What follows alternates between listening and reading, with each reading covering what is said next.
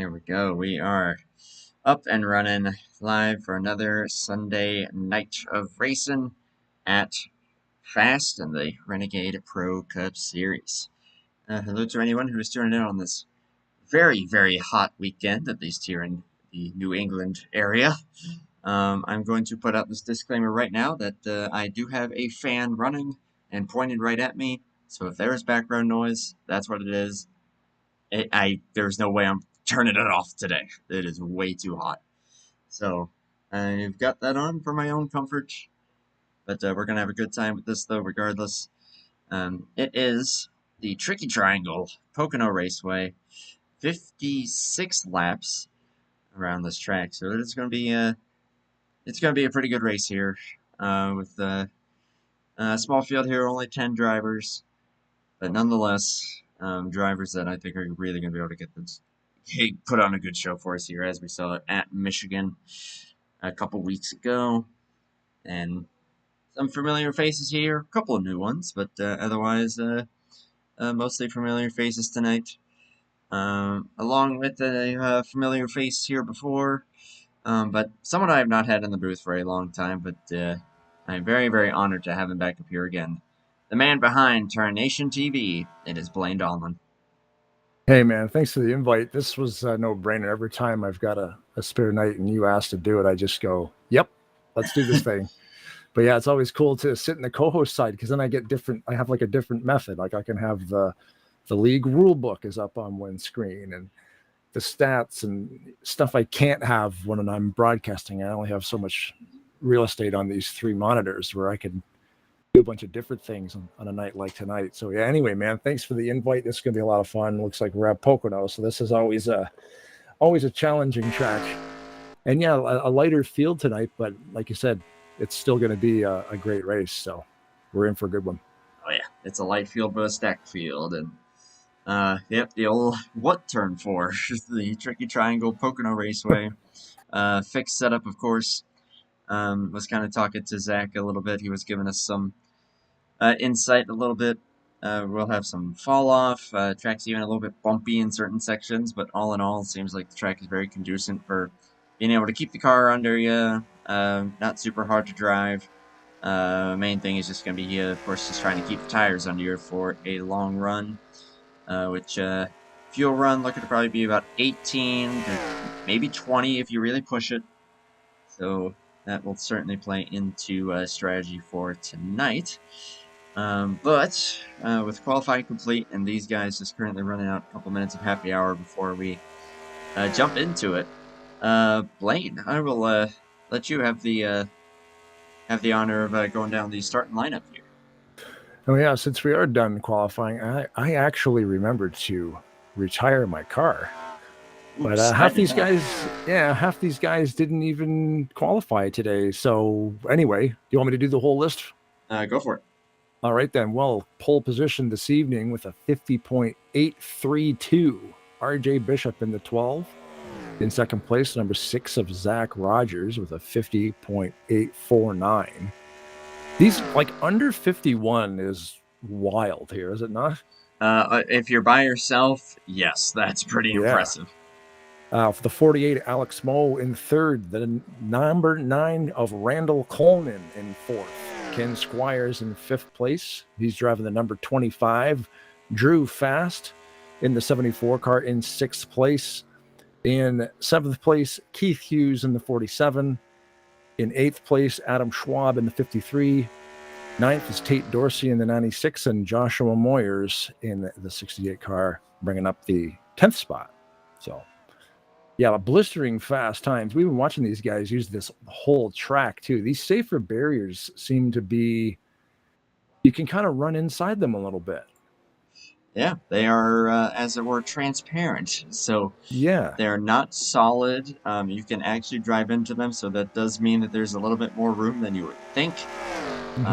So especially watch for that off of turn 2, where these guys, I think, are really going to be sending it the most. This track's crazy. Like we did this one, I think it was last week.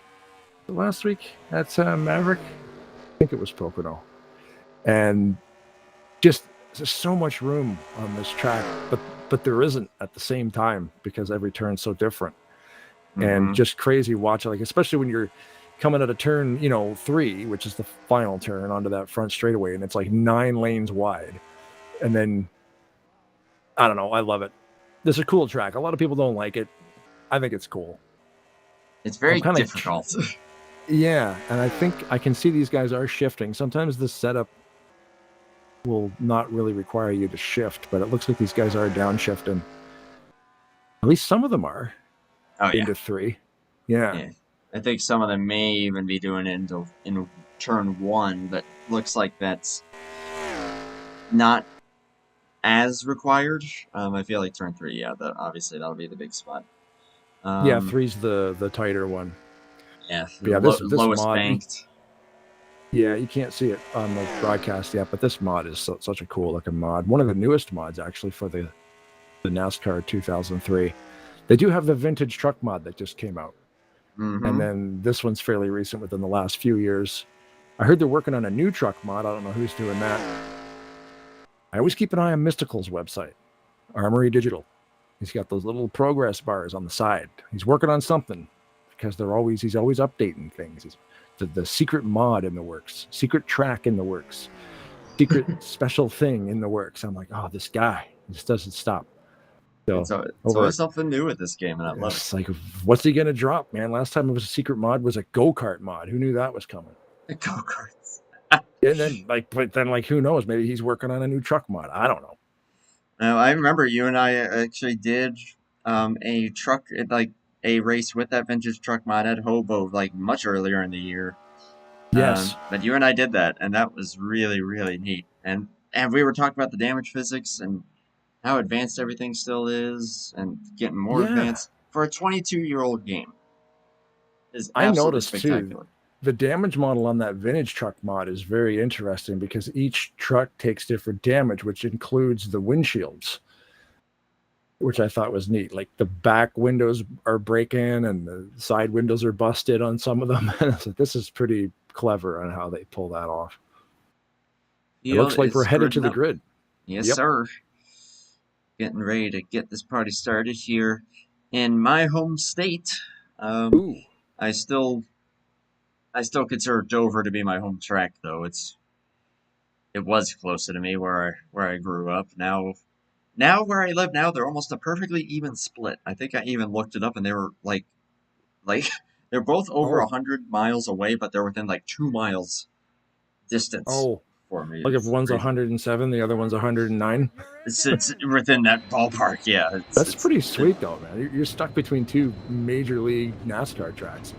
Oh yeah, and I will admit, I'll just say this, and then we'll get to the action here. But as they're resetting, but how dare they?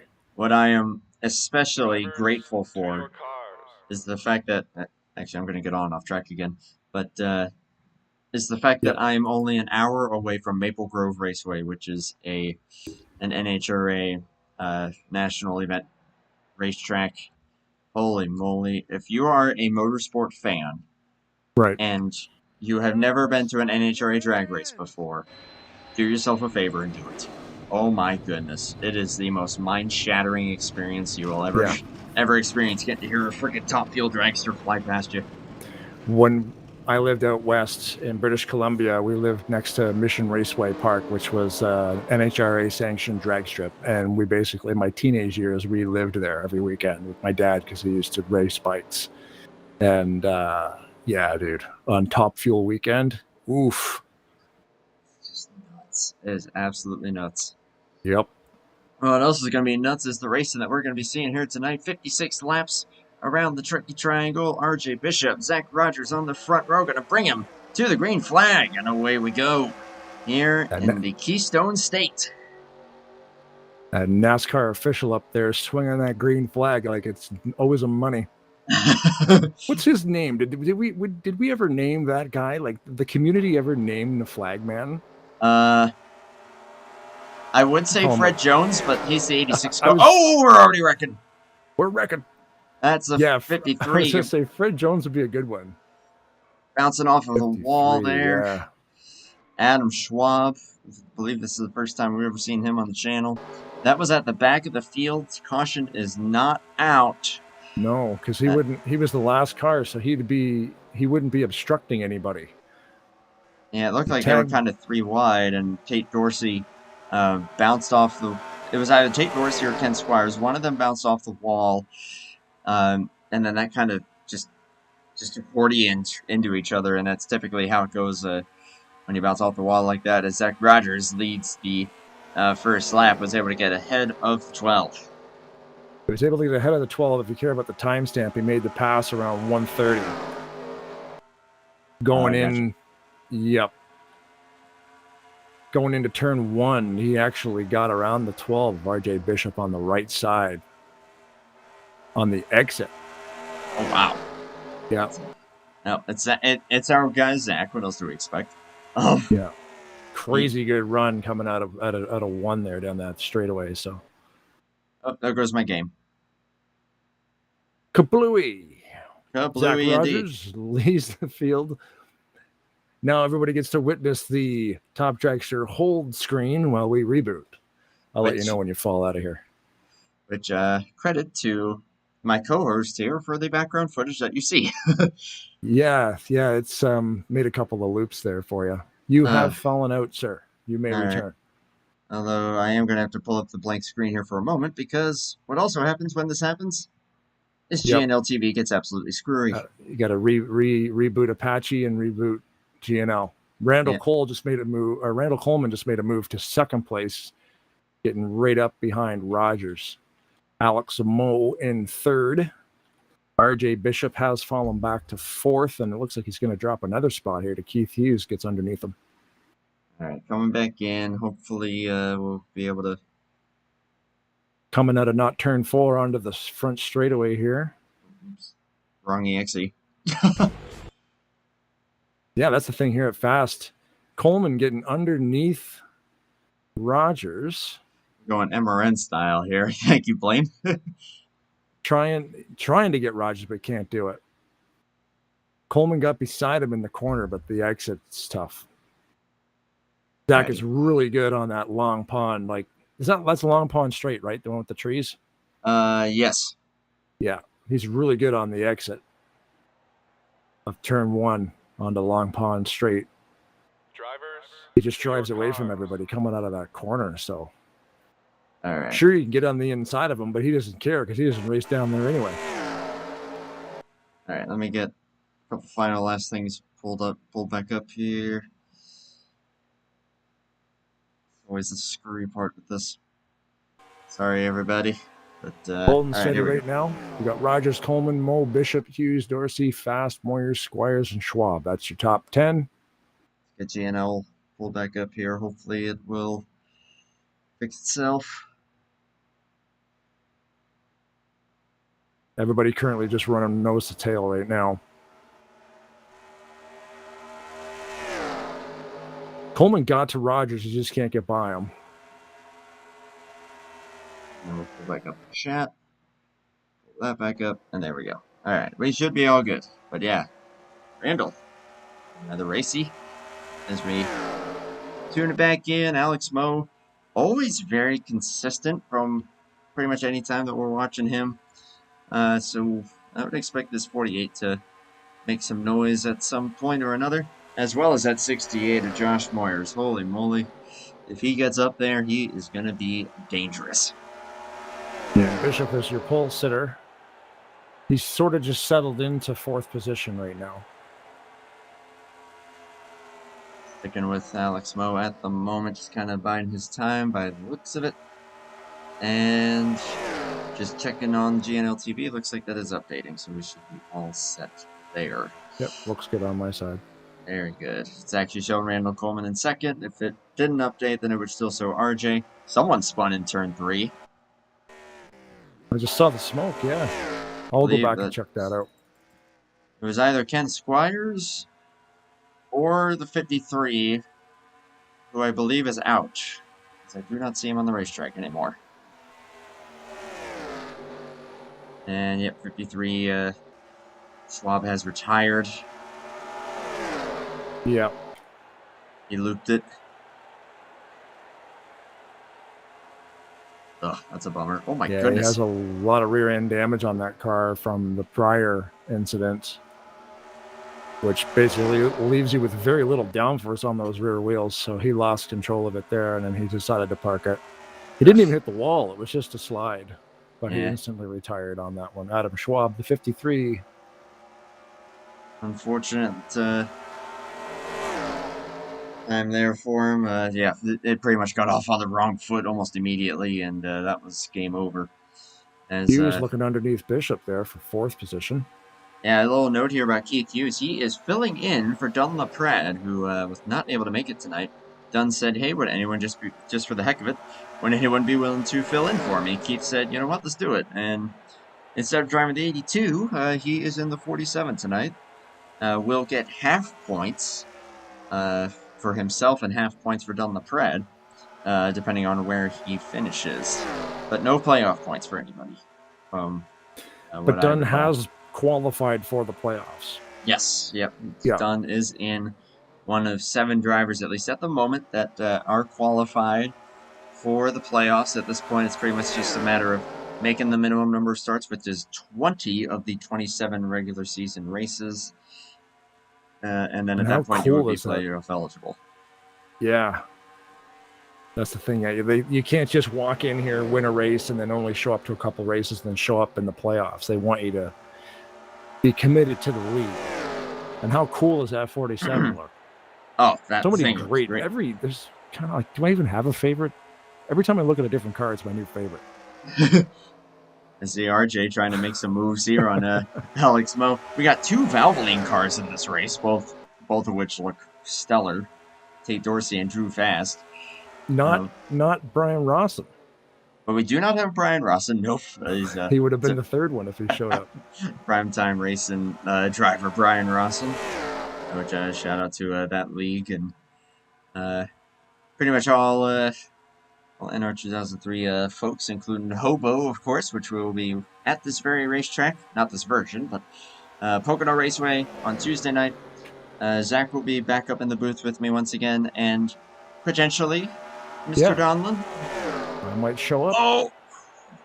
Thought that was going to get ugly there. As battle for the lead, Coleman was underneath of the 6.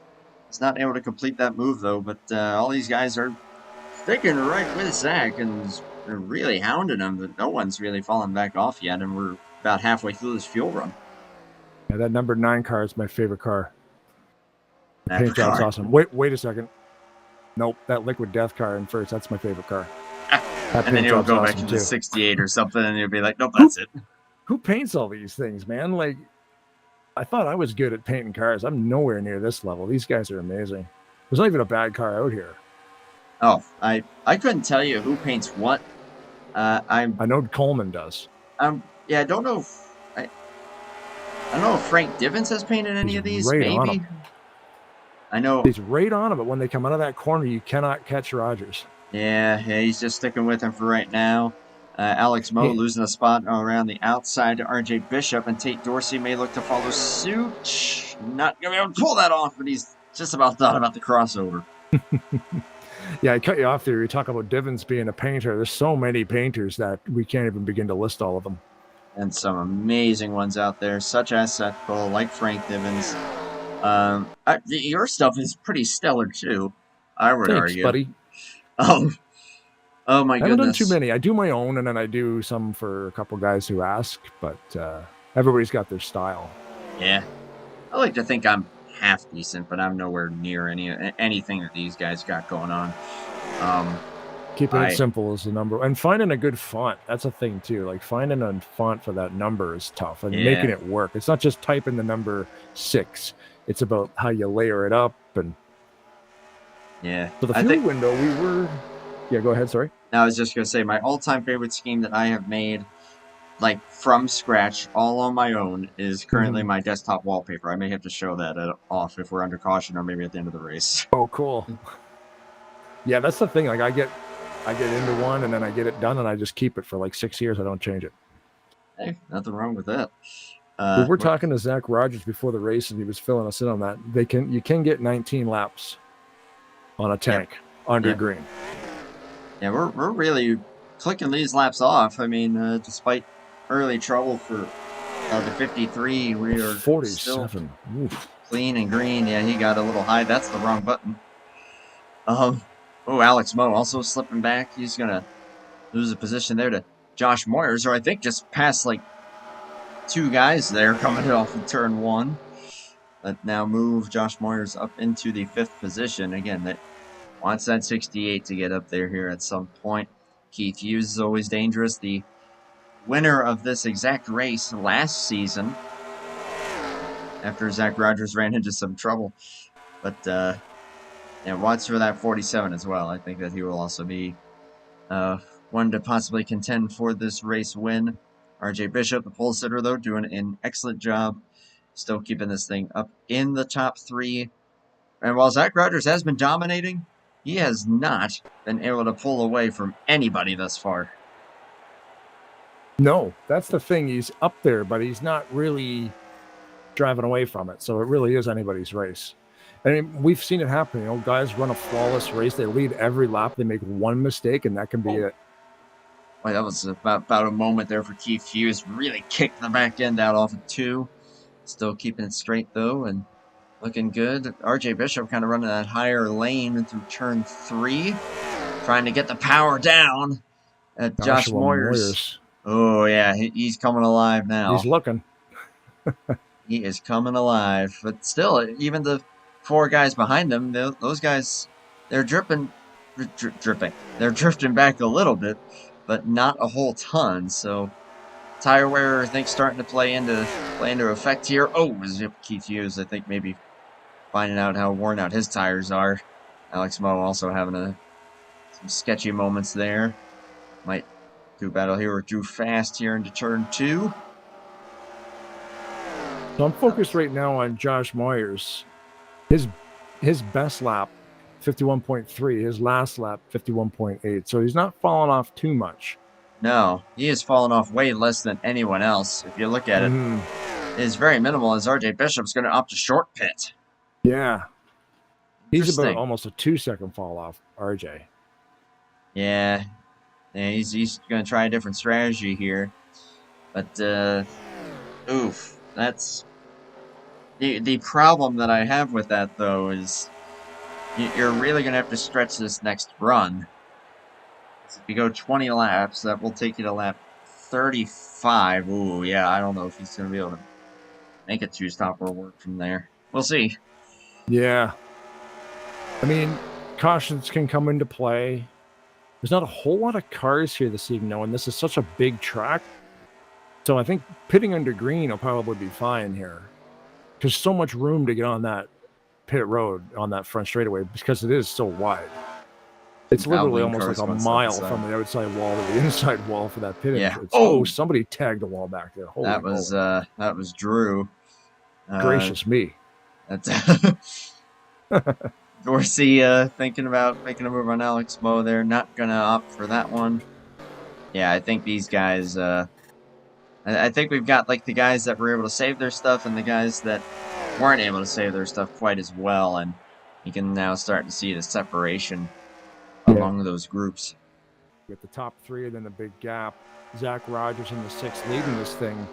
Again, he's exactly 1 second of fall off.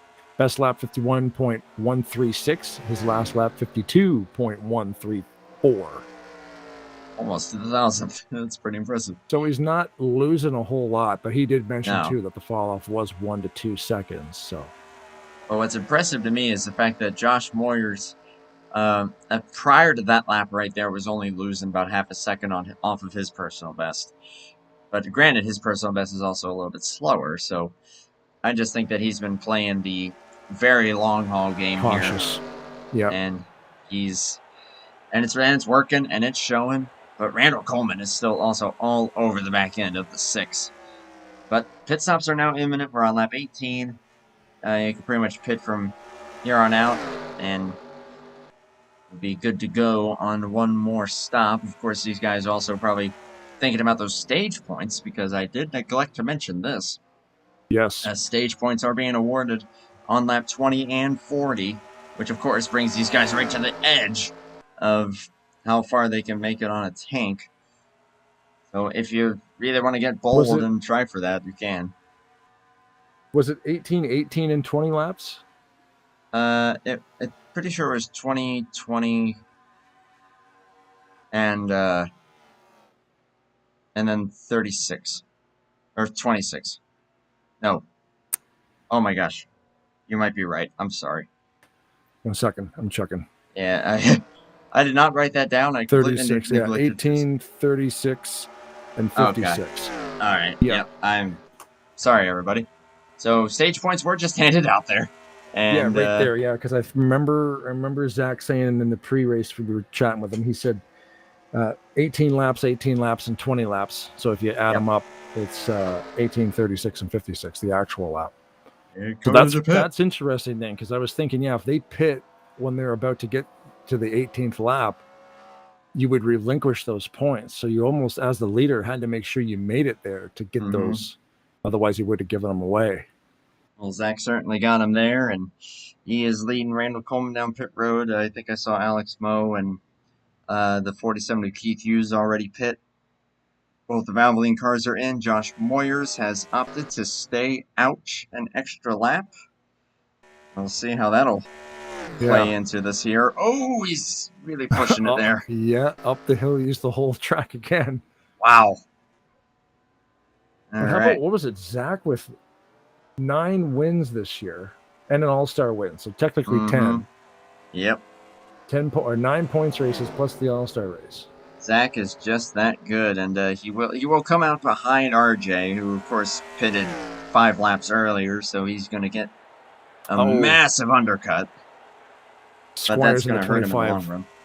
He overshot his pit stall, and we're under green too, so that's going to hurt the him. Greatest.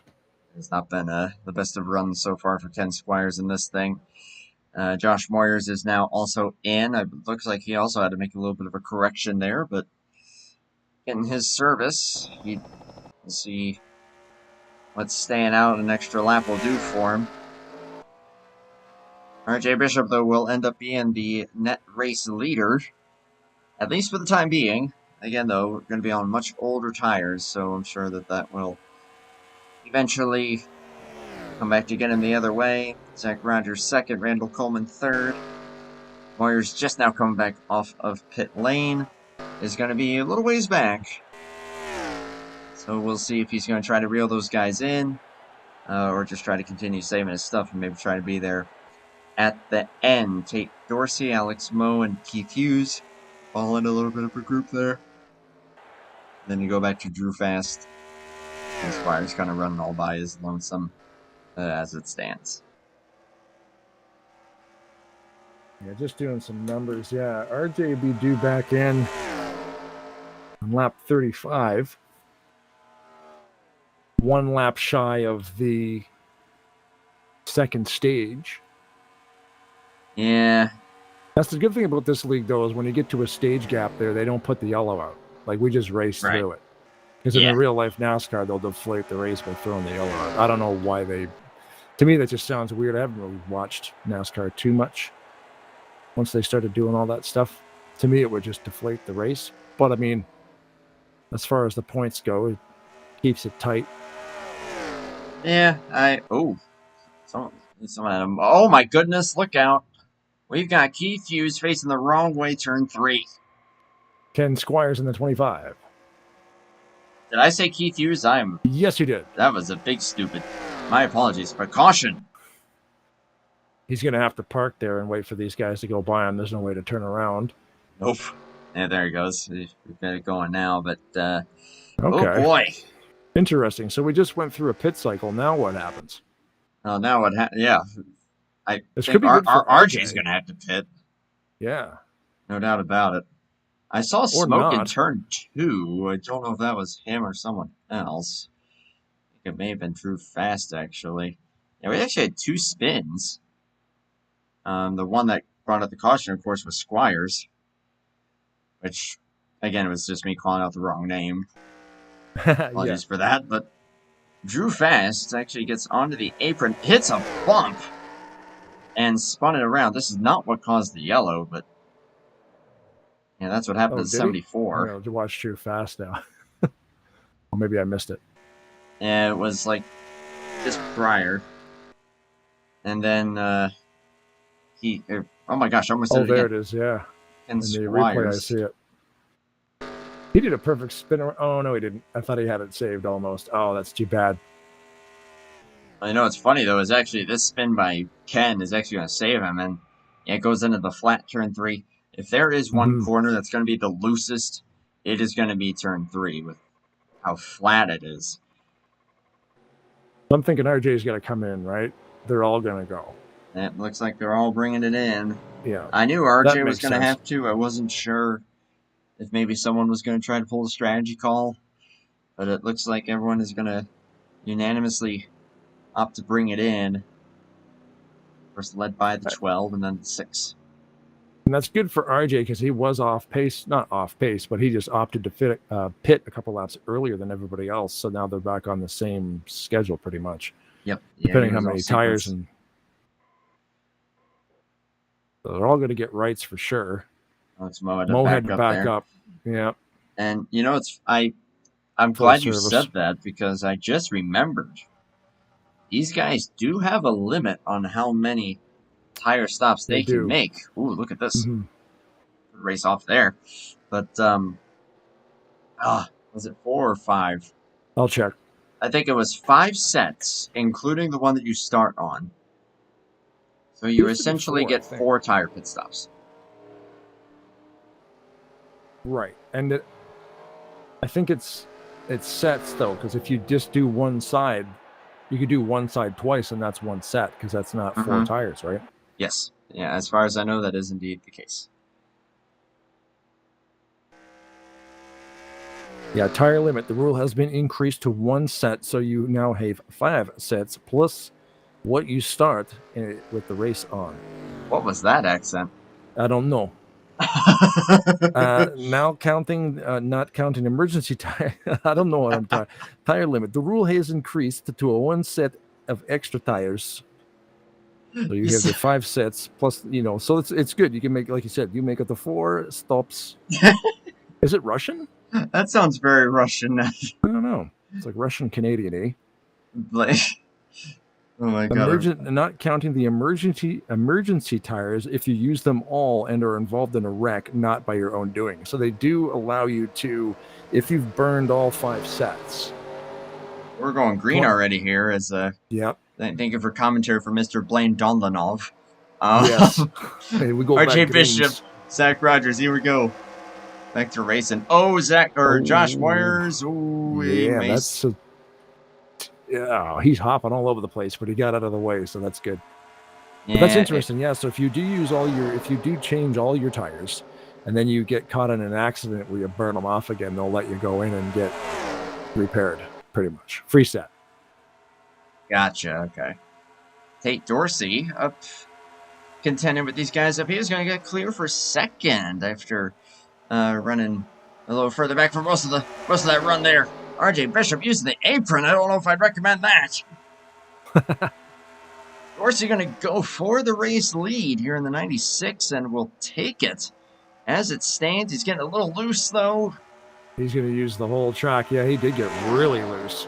That'll give RJ the. Oh, look at Zach. He's trying to pick someone to draft with. Dorsey got it. Dorsey did lead the lap. Barely. RJ's trying to break draft or whatever he can do. Oh, he hits the apron again. He's getting loose. Only show 2 digits. I'm going to have to wait to see how close that was. That was the wall. The actual wall. And now he's going to get freight trained here. Oh, Keith. That's a move. Wow, the gap. The gap shows a tie in the game, but on the actual GNL printout, RJ Bishop was 0.002 seconds behind Dorsey for the lead lap there. Oh my goodness. 0.002. That's about as close as you're going to get there. Yep. The game will give you 2 digits, but the printout gives you 3, which is kind of cool. Yeah, some of these guys really, really struggling here on this restart. As we've taken 30 laps to go. Tate Dorsey, though, still holding on to that race lead for the time being. It's another driver that you don't see really dominating much, but can often have some pretty darn good glimpses of speed. Yeah, I wonder with the gaps we're seeing now, because it was really tight at the start of the race. These guys were just, nose to tail the whole way through. Maybe now it's turned into a little bit of conservation, maybe? It wouldn't surprise me. In the me. last half of the race now, we're getting into like halfway point. Maybe they want to save a little tiny bit of tires so they can drive the tires right off it in the last 5 or 6 laps. Oh, goodness gracious. These guys are still smacking that wall off turn 3. Great angle. Yeah. great camera angles. There's some cool cameras here. Yeah, the only bummer is, the still shot off of turn 1 on right TV2. Behind the light. Yeah. Yeah, because here's an example of it. Yeah, there you go. Even the spectator cam is really good. It's almost like a third TV camera. Oh, shoot. Yeah, I just went to it. Wow, look at this. Oh, this is a great shot turn 2. On this track is not actually a spectator camera. It's just like a wider TV style camera. It still tracks the cars. Well, I like this shot, kind of going into turn 3 here. Yeah, this is nice. It's almost like, just a TV3 instead of your spectator. This is cool. I've seen some camera packs that do that because sometimes they just sit you in the stands. Ooh, I like this. It doesn't move. Were you on it when they were going past start finish line there? Yeah. That was cool. It gives you that wide zoom out. Yeah. So utilizing spectator cam as a TV3 is always nice. And it's a little bit of a wider shot too. It's just cool. Just had a shot of Josh Moyers getting loose. Everyone's hitting the wall again. Oh, man, we're got some pancaked right sides here by the time this is done. As here comes Keith Hughes on Randall Coleman there for the 4th position. Gonna try and get it there. Track maintenance crew will be working overtime this weekend with the paint cans, making sure that wall is white again. Yeah, we got a race in 2 days here. We gotta keep it looking nice. Oh, man. Dorsey. I think the entire field does the wall there. Oh, my goodness. But yeah, Dorsey's still leading this thing. Zach Rogers still right on his tail. Probably up, as you said, saving his stuff. I wouldn't be surprised if Moyers is doing the same thing. Coleman, I would say, is probably doing the same thing, but goodness gracious, he's hit that wall multiple times, along with everybody else. But yeah, and I can't check with my free cam. I could usually check that with free cam to spin around the cars or whatever, but I can't do it with the custom executable that these guys use. Oh, yeah, gotcha. Tyler Mallon's free cam doesn't attach to this custom executable. It only attaches to the stock one. Now, I did, when we did that race at Michigan, I kind of said, like, oh, yeah, the EXE, it might change how these guys drive it. I think that it actually just has something to do with, like, some coding stuff that's different, but nothing with how the cars drive. This is still essentially all the physics is the same, and how the cars drive is exactly the same as the regular game. There's just some coding stuff that may help with probably like connections or stuff like that. And I think it's more administrative commands on track too. Like you can clear blacks, you can clear all that stuff, but then I think they've got more they've got more control from the track, I think.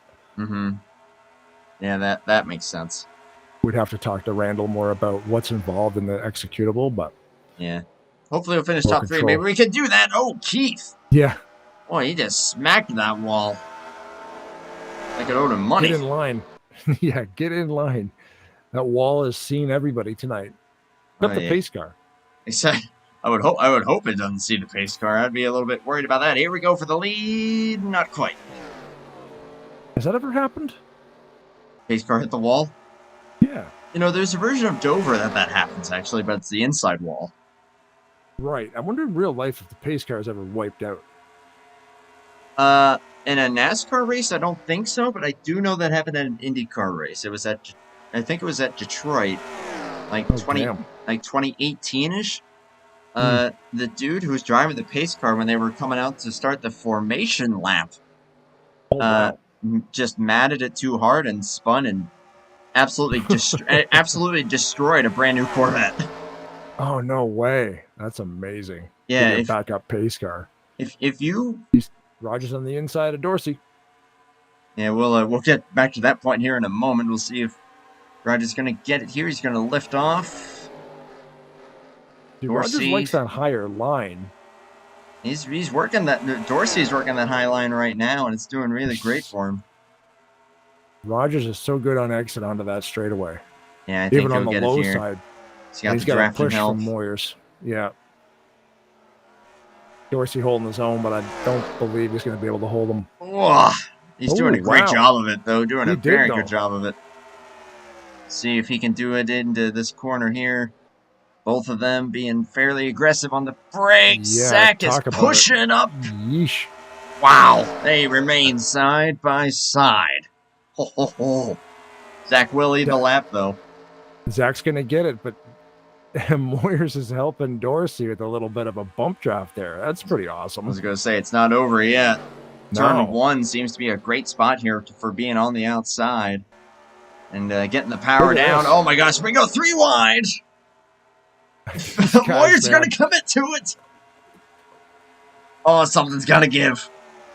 And Moyers burps the throttle trying to get out of it. And I'm Randall's watching from there helicopter cam right now. This is wild. And clear. Yeah. But only just. May only be a dozen guys on track tonight, but they're not, you'd never know. Oh, yeah. Quality racers right here, and you just saw it there. Whole lap side by side there for the race lead. Zach Rogers, though, no surprise he was going to get it eventually, but Tate Dorsey, though, what a great run that 96 is having right now. That pit stop there under caution really benefited him, and he has been making every bit of this work with that track position that he was able to gain. Heck, he may even try to take the race lead again with that little bit of a run that he's got. He's got bump draft off the 68. He's going to just keep it in there for right now. But, yeah, these guys are so even, at least in this short and medium run. I think it's a long run that you start to really see who's really got it made. But Alex Moe back here in 6th position got up beside Drew fast. Same thing. They're fighting door to door here, trying to make that pass, but he decided to settle back in behind them and keep 6th place. Battle for 5th. Battle for 2nd now coming up here is Josh Moyers going to try for getting by the 96. Oh my goodness, did he send that in and a little too much? A little too much, yeah. Oh, but Tate! Oh, he's going to put him in the wall. Almost Denny Hamlin style. They're lucky there was a sale on asphalt when they paved this track. It's super, super wide. Oh, wow. Yeah, that they're not afraid to use it. Cost Josh Moyers a spot. Randall Coleman was able to get by him. RJ Bishop into the wall further back. Coming into 20 laps to go and still another pit stop remaining here. Yeah, RJ, well, no, they got back. Yeah, so they should be getting ready to pit here. Yeah, in the next couple of laps. Coleman for 2nd. Going to try to get by the 96. Yeah, still doing a great job. A lot of these guys are kind of even on their lap times. Dorsey able to hold on to that position. Josh Moyer is ripping the outside, kind of diamond in the corner. See if he tries to make the move on the 9. The 9 goes defensive. It's actually going to try to make the move again here for 2nd as Dorsey had to get out of the throttle on exit. Good entry for Dorsey, though. Look at that. Oh, my. Amazing. I drove away from him. I thought Josh was about to go for it again. Alex Bowen, Drew Fast have closed in. Everybody's closed in. Well, you ain't kidding. Anybody pits now, they can make it to the end. I'm thinking they might want to go as far as they can to make sure they get the tires to last to the end too. Look at Mo throwing blocks. That's cool. All of them trying to break the draft. Yeah, RJ Bishop might be the one to try and short pit based on what we saw in that first run, so I wouldn't be surprised at that. Here we go. Coleman trying again. There's only 10 cars on the track, and there's racing all over the place here. I've been kind of watching from the middle here, from helicopter camera, and I don't even know where to look. I'll tell you, someone who's loving all this battling going on behind him. That's Zach Rogers. He's opened up a few car lengths. Oh my goodness, as Randall just had to get out of the throttle to keep from wrecking. Oh, here we go. Moyers. Drew Fast. Lost a What a lot of run! speed there, and they had to split Oh, them. there was a check up there. 74 had to get out of it. Josh Moyers had to get out of it. And Yeah, Moyers Moyers, just lost all the oof, positions. He lost about 6 spots there in that last lap. he is back to 8th, last car in this pack. Yeah. And the Wow. last lap around, he was in 4th. And he was 3rd at one point in this run, but Yeah. after, oh goodness, that was a lick there for the 12. Just a Randall's bad lap still for the not 68. done with Tate. These guys are maybe starting to get a little frustrated with each other, but this is phenomenal racing from these guys. Holy cow. Mo doesn't care. He's going to make it 3 wide. Yeah, Alex Mo is on a tear right now. Up to 4th, looking for 3rd. Bails out of the gas there. Where does he get the extra tires? Okay, here we go. Hey, Dorsey's going to opt to short pit, as is the 47. Yeah. I believe the 12 did the same. So they're all good to go anytime now, so. And I think that they pitted. Yeah, I think these guys pitted around like lap 23-ish. Plus we had the yellow too, right? So we had some caution laps in there. So these guys could probably go another 3, about another 3 laps would be my guess. Maybe 4, as Josh Moyers looking to try to get back by the 74, drew fast. You're in turn 2, and will complete that move. You know, he's going to be on a bit of a tear now after what just happened to him. And with Bishop, like, those 3 guys going into the pits together, it's not much of a drafting track, but it is a little bit. So that will help having some company going down pit road. It definitely gained a couple tenths per lap when you got draft. So I do think that will work out for those guys. As we've got 16 laps to go here at Pocono. Been a very quick race, and another pretty quick one, only 1 caution. It's only 9 guys on the track, but man, have they been putting on a show here. And Moyers has caught back up to Mo, Coleman, and Rogers. These guys aren't really going to be doing much passing right now, I don't believe, because they know they're getting ready to pit, so. Yeah, I think they're just going to try to make it to this. Stay in line. Yeah, make it to this pit stop and see where you emerge, and then show your hand at that point in time. Looks like Zach's going to be coming in this time. Alex Mo stays out. So these guys are in with 15 to go. We're taking 15 to go this time by. Again, the only one to stay out there is Alex Mo.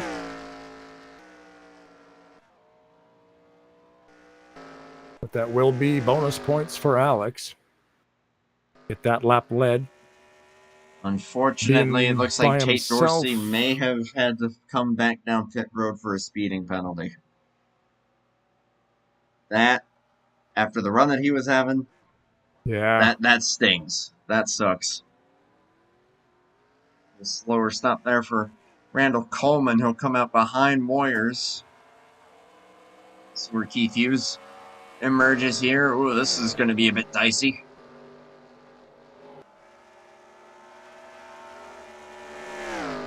Zach Rogers, though, what a stop. Holy cow, he is well and truly checked out from the 9 and the 68. Yeah, I'm watching the 96. It's flickering at 56 miles per hour on that pit stop. So the black flag, I'm thinking, was definitely a speeding penalty. And he overshot his pit stall a little bit too. Oh my gosh. Man. It's crazy though. You can be like that half a mile an hour over that limit, and they'll get you. You can compensate. You can slow down a little bit. Like if you slow down a couple under. But he was sitting right on 56 almost the whole time, so that's probably what happened. Alex Mo has just emerged from the pits. He also comes out well ahead of both Moyers and Randall Coleman. I don't know if those guys were just more conservative coming down pit road or what, but now a whole different race is formed up here. But of course, Keith Hughes or RJ Bishop are going to be on older tires versus Zach Rogers. Zach is looking to be in the catbird seat at this point. barring a yellow flag. But you're coming around to 13 laps to go, and the 6 in the race lead. 2 guys that got a lot of speed right behind him, but at the same time, older tires. So don't know how much battling they'll be able to do, but you never know. We'll see how this will play out, or if there's any hope of any of these guys closing in. I think they're going to be too far back, though. Yeah, there's a pretty good gap going there, but almost 4 seconds. Oof. Yeah, that's big right there. Yeah, last time by the stripe, the 48 was 3.4 seconds from the leader. Yeah, that's going to be a lot to gain. Yep. If this were CTS, I could see it, but not with Cup Physics. Zach Rogers looking to windward here. Coming to 12 laps to go. If you get that reference, I will love you forever. I don't. That's okay. Only Zach probably would, honestly. Oh, gotcha. Well, and Zach was saying too, like, well, we can look at the stats here. Circuit, he's won 4 times in a row at the beginning of this season. Circuit of the Americas, Auto Club, Chatham, Homestead. 4 in a row, won by Zach Rogers. Now he's got Nashville, Michigan, and last week at Autodromo. They raced. That's cool. Mm-hmm. So if he can win this race, that's another 4 in a row for him.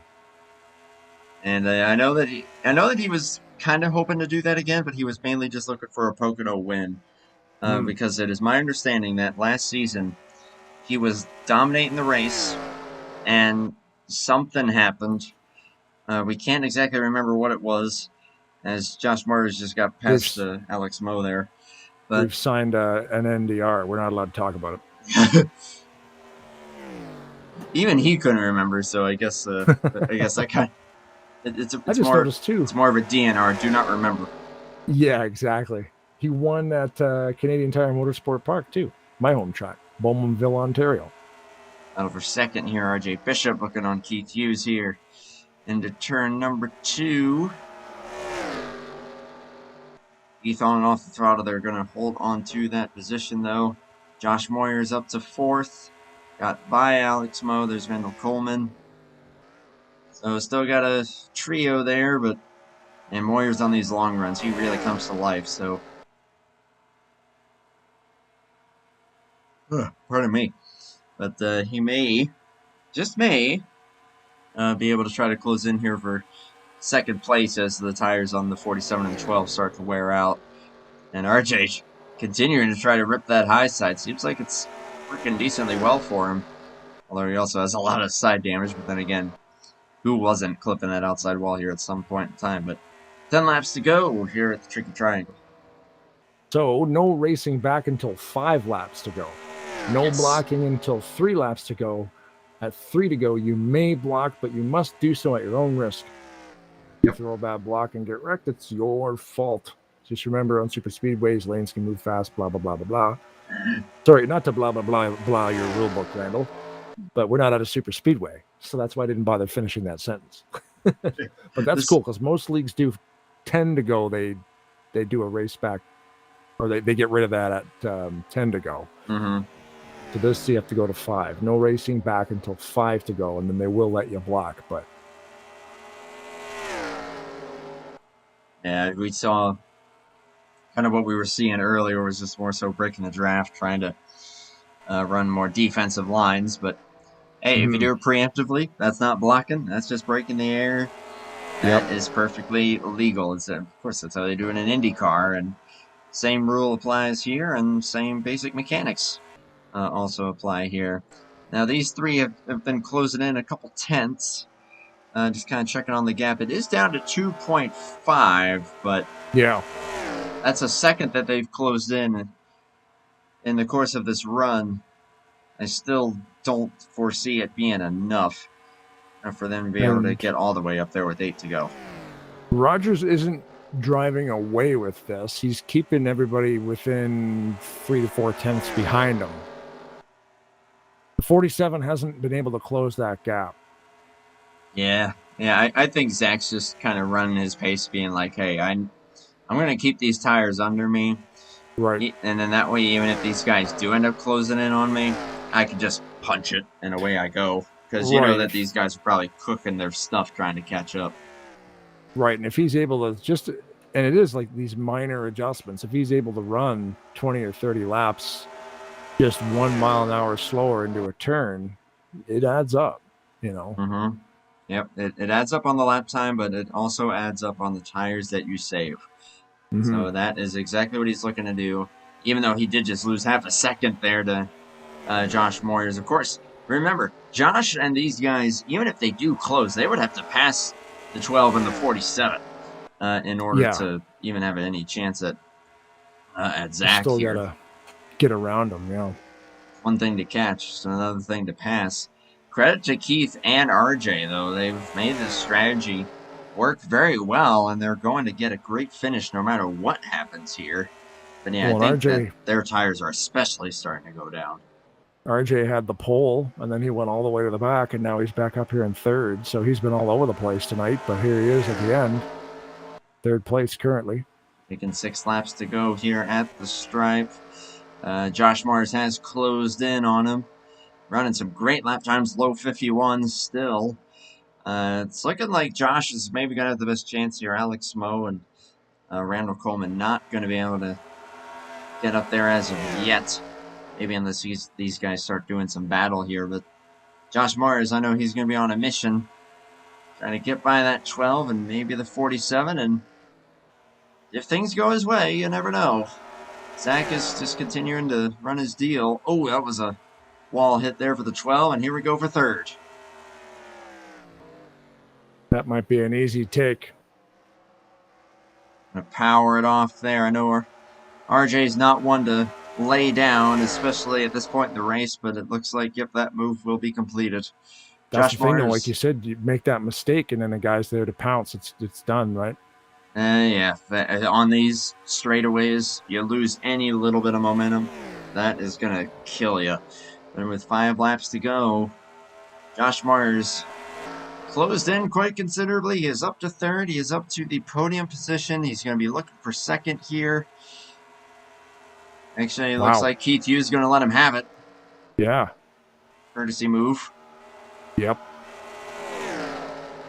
I'm going to sneeze. Let her rip. Great timing. This portion of the race brought to you in part by Andrew sneezing. Brought you by Kleenex. Yeah, great opportunity for something like that. Yeah. So 4 laps to go. Josh now second. Does he have enough to try to make anything happen on Zach Rogers here? That is going to be the $1 million question. Yeah, we were contemplating RJ, Rogers. He's sliding up. Yeah, Rogers might be saving those tires up too, so he might be able to keep him behind him. Battle for third going here is Alex Moe on the 47, right on his tail. Going to try to back up turn 2. Try to push him hard into the corner so that he can just snap around him. RJ's all over the place, and yeah, that was a beautiful move there, Alex Moe. Up into P3. Randall Coleman is still lurking there as well. He may have a shot at getting past some guys here as well. But we are now at 3 laps remaining. Still 0.2 quicker that lap was Josh Moyers. So, don't know. There may be something there. We'll see. Yeah, I mean, he's there, but it's the thing of getting around Zach. Mm-hmm. That's the thing. And you're allowed to block now because we're within 3. So, yep. You know, this track might be wide, but I don't know. That car might be wider. Oh, yeah. Yeah, Zach is going to be very wide here. You know that for sure. He is going to make that Death Craver machine or Liquid Death. Oh, my gosh. Yeah, Death Craver. Go read that book. That's Zach's book. Liquid Death, Death Craver. I think Zach has an unhealthy obsession with death. Just cool paint jobs on your cars, though. 2 laps to go here. And that time they were almost identical. Within 5 thousandths of a second, Randall Coleman is looking for P4. Yeah, really. 7.7, what is it? 51787, 51782. Alex Moe kind of on his own there in third. A great run for Alex. It'd be great. Yeah, right back. He's going to be able to keep it there. That'll be really cool to see out of that 48. This is a bumpy track. I remember you talking about that in the post race, how these cars are definitely bouncing around a lot, even on the straight. Yeah, that's what I was noticing. I had asked Zach about that. He said it wasn't really going to affect things too much, and it certainly hasn't affected him.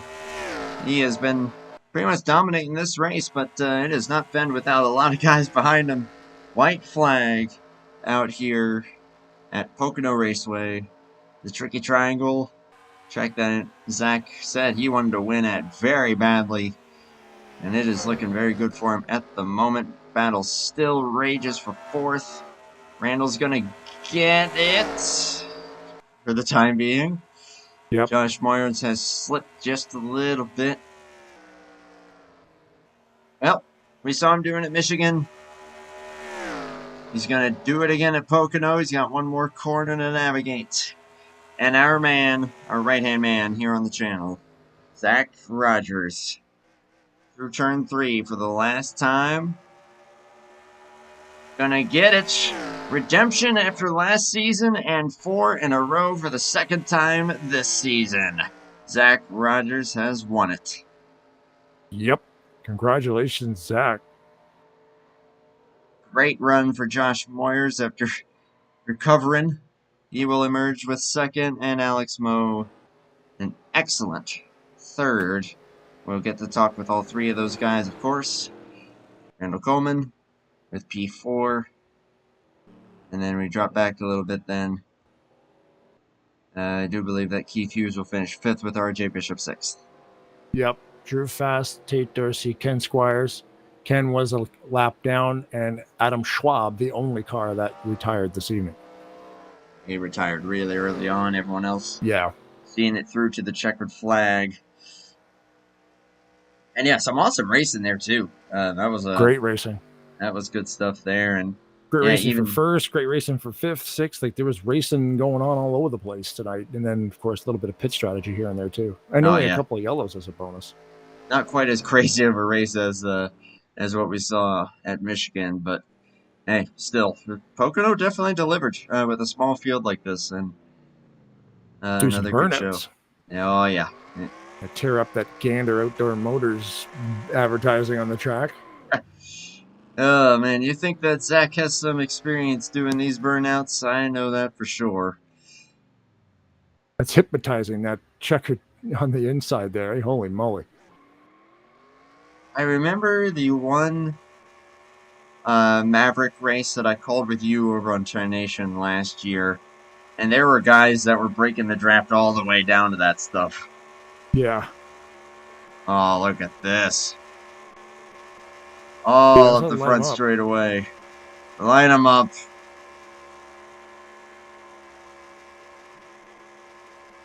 That's called using your clutch and your brake. A little bit. He's using all the pedals. That's what he's doing. This guy knows a thing. Like I said, he knows a thing or two about burnouts. He knows a thing or two about winning. This is win number 5,847 of his career. Pretty much, yeah. Something within that realm, I'm sure. Oh my gosh, he's going all the way back into turn 3. And he did win the race here. No, this is his 10th regular season race here this season, plus the All-Star race has 11 wins. He's going to do the whole lap. Oh my gosh. Keep it going. What turn 3? The server will be open for another hour. What turn 4 is what I meant to say. Until these tires there he goes. There he goes. That was a thing of beauty right there. Wow. It took him that long to spin out.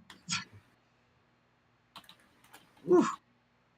Awesome stuff. Awesome stuff. Of course, yeah, Blaine already went over the top 10 finishers there. Yeah.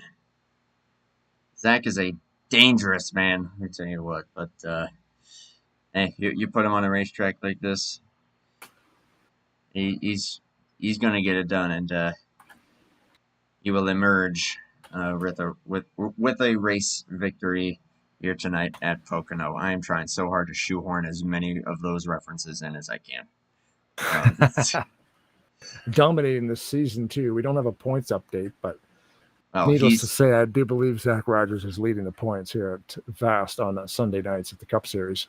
Oh yeah, at this rate, even with his playoff points and the playoffs coming in, he's going to guarantee himself a spot in the Final Four. That's bar none. End of story. Right. That's all there is to it. He has just been so dominant this season. So props to him. And hey, that's why it's such an honor having him in the booth and having him help me out with stuff. Of course, the thumbnail that you see for this stream was made by him. And cool. Yeah, he's done a lot to help out as well. And honestly, have you, Blaine. Oh, thanks, man. No, this is a great, it's fantastic community. Nobody's in competition with anybody. So anytime somebody needs a favor, it's like, yeah, cool, man. Oh yeah. Like you need some loopy, like that slow pans of all these random tracks just to kind of give the background some motion. It doesn't take a lot to just help a guy out. I've got the tools and then like to compress it, there's a video converter called what's it called? Shutter? Okay. I think it's called Shutter. SHU. Gotta find it now. Yeah, Shutter encoder. Yeah. Oh, okay. Great little video converter, especially when you're using OBS and you want to save like a lot of RAM.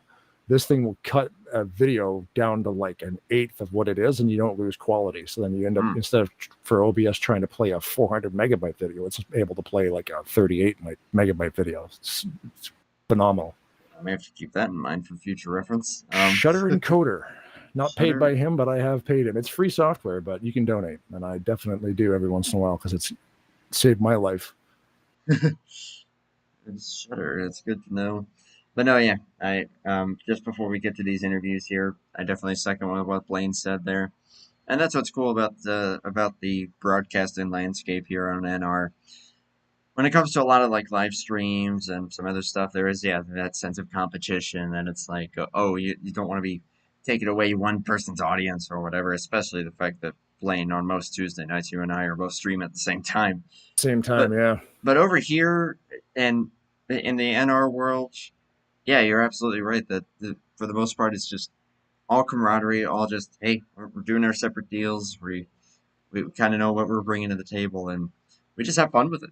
And just sharing the resources, sharing in the fun and the enjoyment of this game. And I think that's what it boils down to. And that's why I'm able to get a guy like Blaine up here in the booth with me, and the rare occasion that I'm able to join him as well.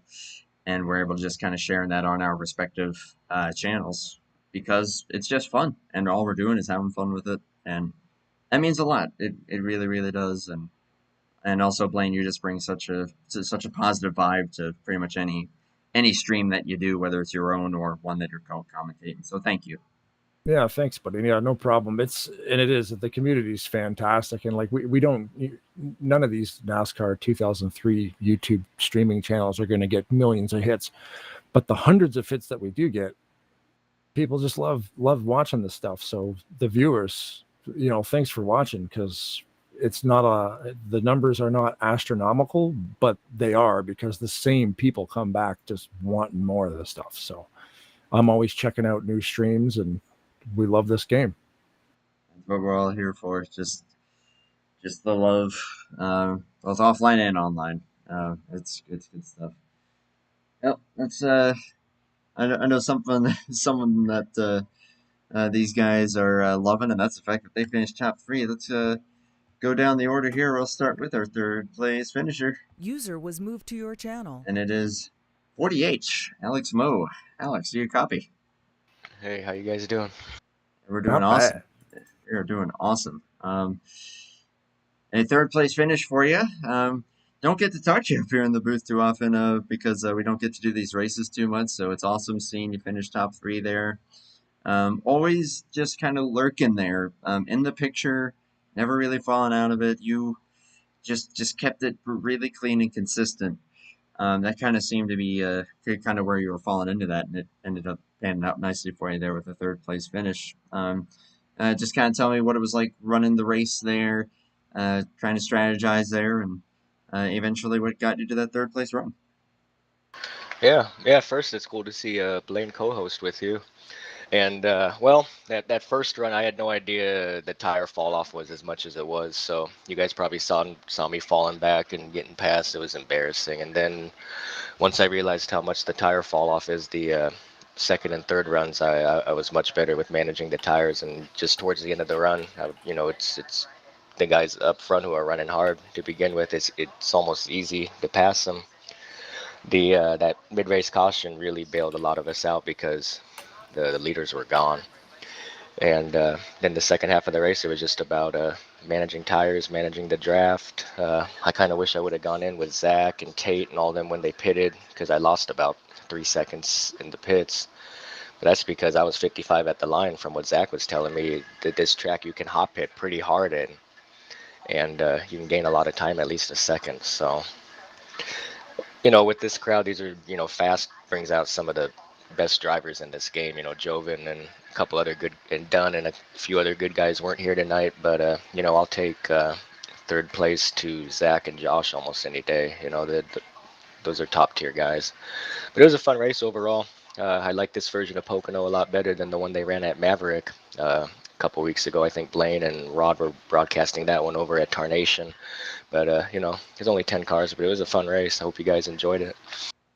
Yeah, we certainly did. And there were some awesome battles that were going on there, and pretty competitive, all things considered, especially when you guys were closing in on Zach and the other guys there. I believe that was the 47 and the 12.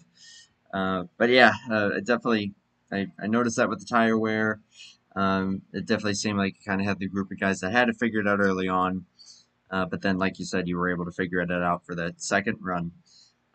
But the fact that you were able to close in as much as you guys did, were you pushing pretty much full bore there and the tires somehow held on for you? Or was it kind of a 50-50 there of still trying to keep the car under you?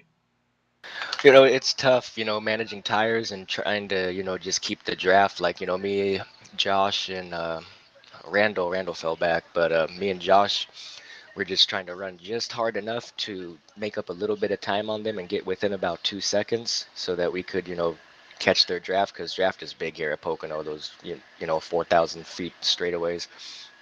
And it was just about the last couple runs were just about, managing your tires early, but also just, not losing the draft or trying to regain the draft like we did on that last run. So it's a little tricky, the track is tricky itself, the tricky triangle, but it's also tricky just managing your tires and just trying to stay with the lead pack. So, like I said, I obliterated my tires on that first run. That was embarrassing. And, just as the race goes on, you figure things out, and I'm glad it worked out for myself and a few others. It absolutely worked out. And hey, you learned something, and you had the opportunity to make the most of it once that second run came around. And so, props to you for what you were able to pull off there. I'll turn it over to Blaine if he has any questions or anything for Alex. I was Hey, Blaine. curious. Hey, man, I was curious about the pit stop there. Like, did those guys fake you out? Like, are you not talking on TeamSpeak that you knew they were going? Did you decide to stay out, or did you just get kind of blocked out of that whole choice? Well, I was a bit distracted because I'm watching the NBA Finals Game 7 that's on right now too. But I was checking out my F3, and I still had at least a full lap I could go.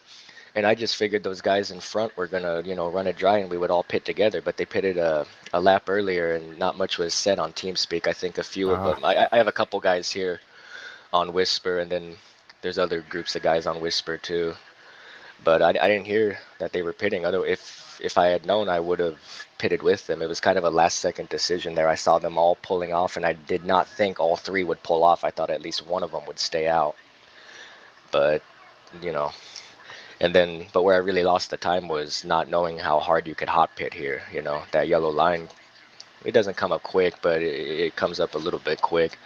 And yeah, some guys were hitting that line at like 80 or 90 mile an hour.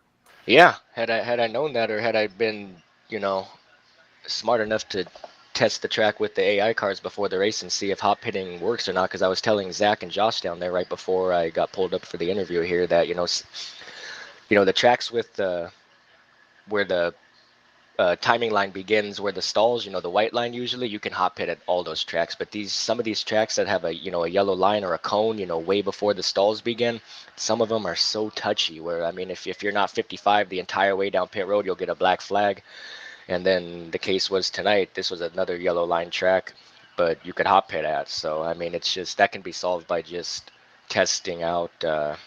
Hot pitting with AI cars offline before the online race here. But that's my fault for not being prepared, and also not looking at the track INI to see how the tires wear, if they wear a lot early in the run or if they wear more later in the run. So that's my fault. But like I said, I'm happy with third place with this group of guys. Fast has some of the best drivers that are left in this game. So, and I didn't even race for a couple months. I just returned to the game about 2 weeks ago, and probably been running mostly super speedways. This is only maybe the second or third speedway race that I've ran. So like Zach said, I'm just trying to get my mojo back.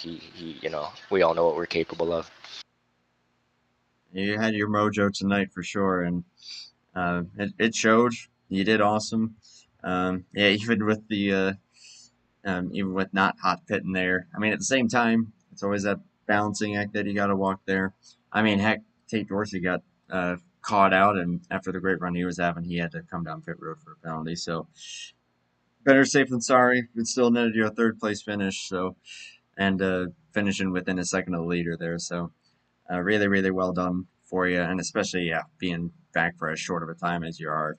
That was a very impressive run. So great job. And hopefully we'll get to see more of you in the few more races that we'll be doing for this season. But for right now, though, just before we let you go, whatever your closing thoughts are, shout outs, whatever you want to do, man, I will let you have the floor. Yeah, it was a 56 lap race. If it was, I was closing in on Zach and Josh there. The last couple laps, I was gaining about a tenth a lap on them. If it would have been like a 60 lap race instead of 56, if I had 4 more laps, there's a chance that I could have gotten up there and done something. It was pretty hard to pass. There was a point towards the middle of the race where I was trying to pass, I think, the 74 or someone, and it's Pocono's so wide, but it's still hard to pass.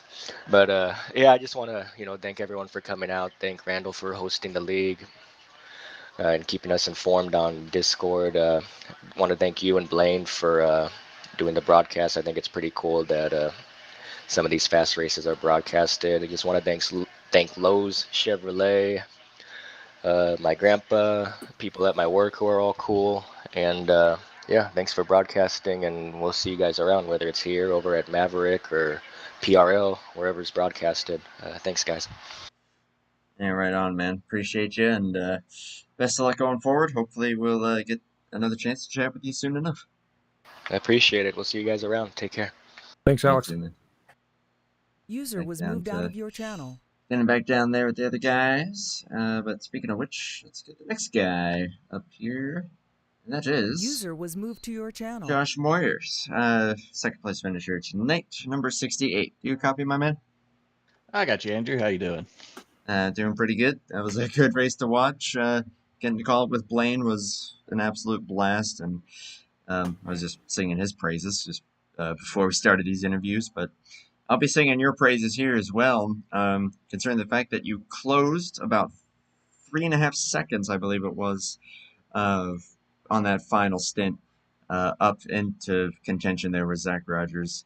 But eventually, obviously, things kind of leveled off. But still, great second place run, especially starting in the back as you always do. I always know that 68 is going to be a threat for these race wins anytime that I see you out here. But I guess just I kind of asked Alex this question. I'll ask you the same thing.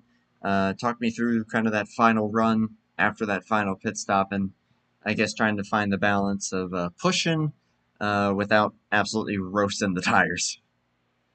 Yeah. First off, it was a horrible pit stop. We were toggling between needing a can and a half and 2 cans. And so I was so focused on making sure that stayed. I wanted to get 2 full cans that I completely forgot.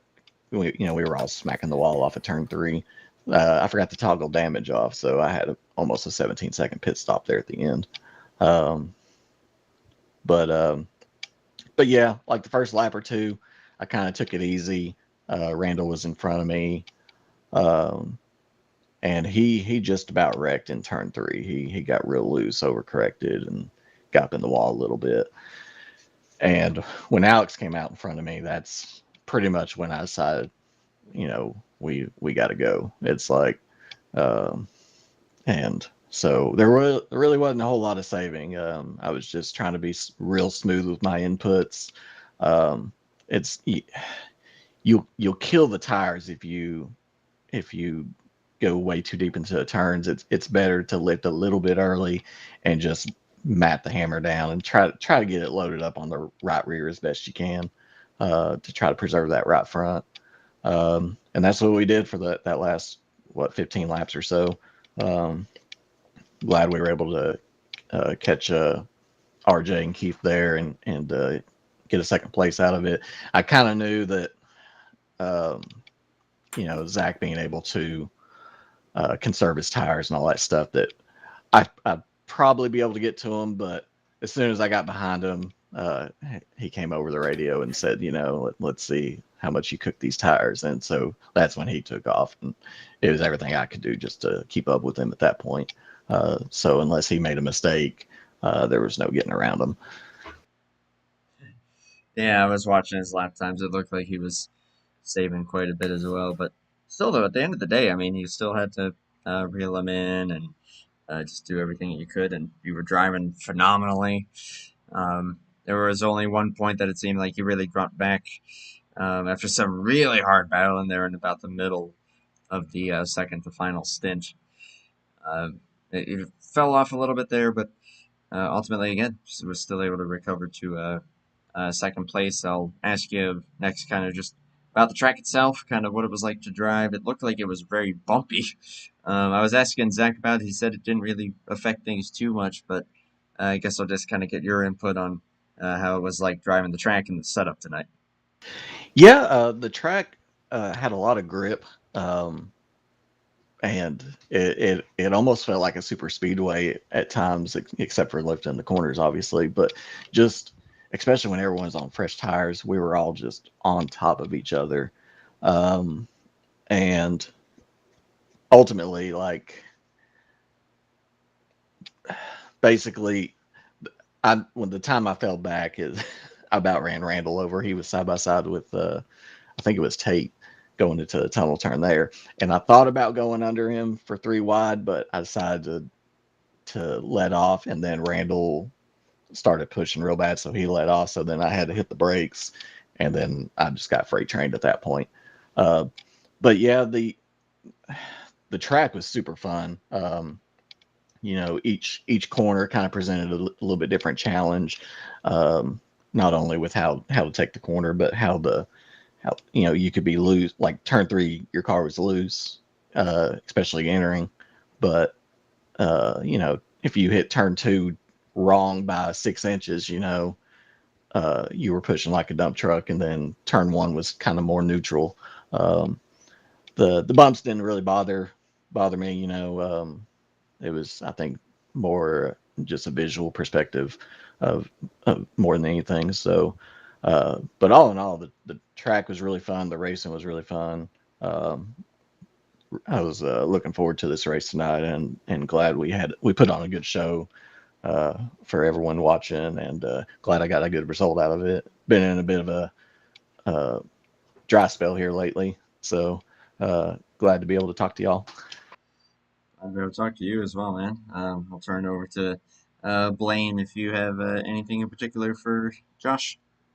Well, just it's not a super speedway, but there's a lot of bump draft, and I love watching that type of stuff where guys almost you push the car in front of you into turn 2, coming off Long Pond Straight there, trying to maybe just loosen the guy up or something. Like, is that when that happens to you, are you more focused in the review mirror, like they're going to run you off the road, or you just try to stick to your braking points? It's got to be tough to do because that's a pretty tricky turn. Yeah, it's definitely tricky just trying to get there through by yourself. When you got someone on top of you like that, it makes it all the more difficult. I typically just try to focus on my marks. I don't know if you all saw or not. There was one point I was trying to get past Tate in turn 1, and Randall came up behind me and gave me a bump draft. Well, I let off for the corner, and Randall didn't, and and so I just about spun out. I had to gas it up, and of course I went flying up the track, got in front of Tate, but then he cut under me and kind of put me in the wall, which was it wasn't his fault. It was just me trying to not wreck basically right there. But yeah, it's definitely a good tactic to use, to if you can get a good run, it's like, do you want to try to pass down the straightaway and know that you're going to compromise yourself in the next turn, or do you want to stay on them and try to force them to make a mistake through the turn, and you can just shoot on through and be on your way? So there's kind of ebbs and flows when it comes to that, and fun to see people try to get those strategic moves to follow through and stuff like that. There was a lot of close hard racing tonight, and everyone was trying everything like that. So the fact that we only had one caution throughout the whole race was awesome. So yeah, it was a fantastic race. Using the whole track, bumping and rubbing. It was great to watch. Very much agreed on that one. So awesome race, great finish. Awesome stuff with the runner-up. Hopefully we're going to see some more of that from you. In 2 weeks' time, we'll be back on, or is that 3 weeks? No, that is 2 weeks. July 6th from Chicago Street Course. We'll be back for that one. Hopefully we'll get to see Josh for that one. That'll be fun. Tune in for that. That'll be cool. Josh, congratulations on a great run tonight. Second place, of course, as usual. We'll let you have the floor for closing thoughts, shout-outs, whatever you want, man. Thank you. First of all, thank you, Andrew and Blaine, for the broadcast. I love going back and watching these races. It's fun to see the full picture rather than just your own of these races. So thank you all very much for doing that. Gotta thank Randall for putting the league on. I think he paints my cars too, so thank him for that. Gotta thank Busch Light. So gotta say hi to my wife. She's not here tonight. She's over at her parents for the week. So I'll say hi to her and hi to the in-laws. Hope they're having a good time. Probably not how the game's going, but we'll just leave it at that. No spoilers. But other than that, that's pretty much all I got. Again, thank you all for all that you do and help preserve this game. So thank you all. Gladly, man, and thank you. It's always a pleasure getting to see you guys duke it out. Some of the best in the business, and a couple of them finishing first and second, I would say. And big props to you, man. Great job. Hopefully we'll get to talk to you again here very, very soon. Hopefully. Y'all have a good night. You too, my man. Thanks, you too. User was moved out of Gosh, your our channel. Warriors. Number 60. There's only 2 left in the waiting room. You might as well grab them both. You want to grab Randall and Zach? You just do Zach by himself. I think we'll just do Zach because, hey, we know Zach well enough. We know User was we have a moved to lot your of fun channel. with this guy who did probably the longest burnout I've ever seen. But my right-hand man is up here now. Yeah, it was a good burnout, huh? That was you thought I was just going to do one little weak circle at first, and then I was like, yeah, you know what? I got to line up for the straightaway burnout. It's almost like you've done it before. It's almost like you win a fair amount. I've done it at Martinsville. I've done it at New Hampshire, and I was like, I don't remember the last time I did it at Pocono. I will say I am kind of impressed, not to brag on my own accord, but I am impressed that after both rear tires blew, I was still able to go like another 500 or so feet into turn 3. He held on to that thing beautifully, even as you were intentionally losing control. So nicely done, but also very nicely done on the win. It's another victory in your cap Double digits. Double digits on the season. At 4 in a row once again. Oh, yeah. Well, we can talk about it a little more deeply in a minute. I don't want to sideline you, but unfortunately, it's a super speedway next. Otherwise, I would be really hopeful to finally win 5 in a row here. Oh man, yeah, that's a wild card. Yeah. Who knows what's going to happen with that? But hey, still, you got this to fall back on. I mean, good grief, you got more playoff points than there are probably atoms in the universe. But all in all, go ahead. I think between the wins, including the All-Star win, because that did give playoff points, and all the stages I've won, I'm assuming I'm almost at 70 playoff points now. It's got to be at least over 65, but Randall would know. I lost count once I got over 40. Just say, good grief. Just all I do is win, no matter what. I don't care if I get copyrighted for that. It don't even matter at the end of the year. It comes down to one race, but it helps to just let you know that 1 or 2 rounds of the playoffs ain't going to matter, because all you got to do is finish in the top 5, and with the fields we get, that's really all you really got to do is show up. So hey, you are the competition. You are the game. You are the provider. I don't know about that. I like to think the game's called Tyler Mallon 2003 season, not Zach Rogers 2003 season. But you gotta get you two on the track together. Then in that case, you two would be holy moly. You can find him on another game now, but I don't know if you'll really ever find him over here much, especially not in fast. But anyway. There was a question you were going to get to eventually, I think. Well, the question boiled down to, especially on that final pit stop.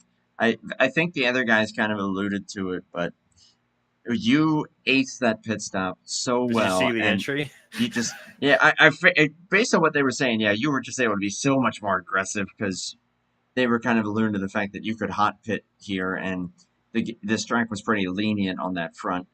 I'm guessing that's probably what played into that, but also just running the race, running your pace there. It seemed like you were just conserving there at the end. Just kind of talk me through some of that. Yeah, so as far as the hot pitting goes, I had tested the track yesterday because for whatever reason I was curious how far you could push it. Because I knew it was yellow line to yellow line, but you can still sometimes push on the hot pit. So I tried it out last night, and I did it the same way tonight that I did it last night, and I got no black flag. So I was a little concerned, though, because right as I was sitting in my pit stall, Tate Dorsey was saying how he had gotten a black, and I was like, uh-oh. He got a couple. It shows on the export that he actually got 2. Yeah, he served. So he said he served the first one, and it didn't go away. So I know when you're serving a penalty, you can't touch the speed limit at all. You have to stay a mile an hour under the whole time. So I don't know if he barely tapped 55 when he was serving the first one, but as far as the rest of my race went, I was hoping it was going to go green, because it was, for a moment there, it was looking like it was just going to be me and Randall, and we had RJ in front of us, but he had pit so early that we knew he wasn't going to make it on one more pit stop unless he saved gas. And so we were just going to bide our time and get around him in probably a few more laps. The caution came out, stacked us back up, which got me a little nervous because I knew Josh was fast. But what I learned in the second run after Tate drove by me on the outside is, even though I was focusing on saving my stuff, man, it was a pain to pass on the inside. It was tough. It took everything that I had saved in my right front to get by Tate and get control of the race. And then when we saw him, Keith, and RJ pit early, I told Randall over whisper, I was like, I don't want to lose touch of draft. If we come out behind them, I don't want to have to push it. So I say we pit. And he was like, let's do it. So that's what we did. And, unfortunately, him and Josh had poor pit stops compared to myself. And then Randall almost looped it, from what I understand, in 3. So at that point, I just needed to make sure I stayed ahead of Keith. Didn't really need to push it too hard. Wanted to save my right front, but I knew clean air was going to really help that because dirty air was just really bad here. It is Pocono, but it runs under the short track chassis 3, so dirty air is like murdering your right front here at these speeds. And I just like kept track of where it looked like Alex was maybe going to be the one who was going to get pushed from Josh and Randall, but Josh was able to get by Alex. I think I heard Alex had like a small mistake somewhere that let Josh get by him. So then I was just like hitting my marks, and I would just check the F2 every time at the line. And at that point, I figured that Josh was going to get by RJ around 5 to go, and then he was going to get Keith. And once he got by Keith and we came to 4 to go, I was like, you got any right front left? And he was like, nope. So I just knew I had to hit my marks, and, happy to finally get one here after 2 years. I alluded to you guys before the broadcast. I didn't remember what happened last year, but Josh had the replay, and he reminded me, I got wrecked around 20 to go, and it gave me pretty significant aero damage.